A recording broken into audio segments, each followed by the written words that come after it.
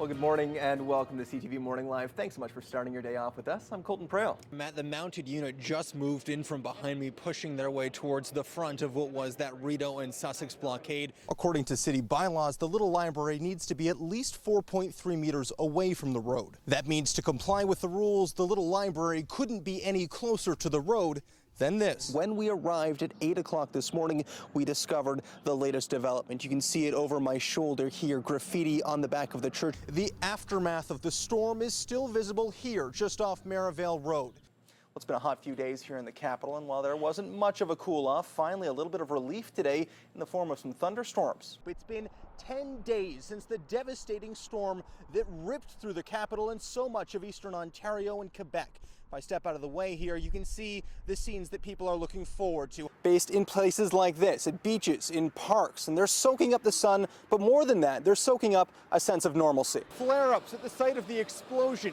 open pits, and possible chemicals, all delaying the investigation. Speaking of the Flyers, they were in Montreal last night playing in front of an empty Bell Center. It feels a little bit like last year. We're seeing the NHL go back a little bit.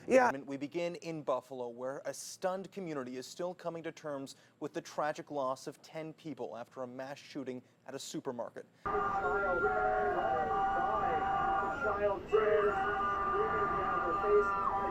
The atmosphere here very different compared to what we saw a little earlier. Christina, the big question now is whether or not the Panda Game should continue going forward. Ontario's Ministry of Health says the online booking portal is working well now, and they're asking people trying to book boosters to be patient. That's right, Christina. Week in and week out, thousands of people are packing stadiums like the one behind me across the country. It'll be months before McFadden's farm is rebuilt and he can bring the animals back. I think Matt, hidden talent back there. Look at him dancing away. I am rather impressed. All right, that's going to do it for CTV News on this Saturday, May 14th. Thanks so much for watching. You can follow all of our coverage online anytime or listen to us on the radio at 580 CFRA. We'll be back here again tomorrow at 6 o'clock. See you then.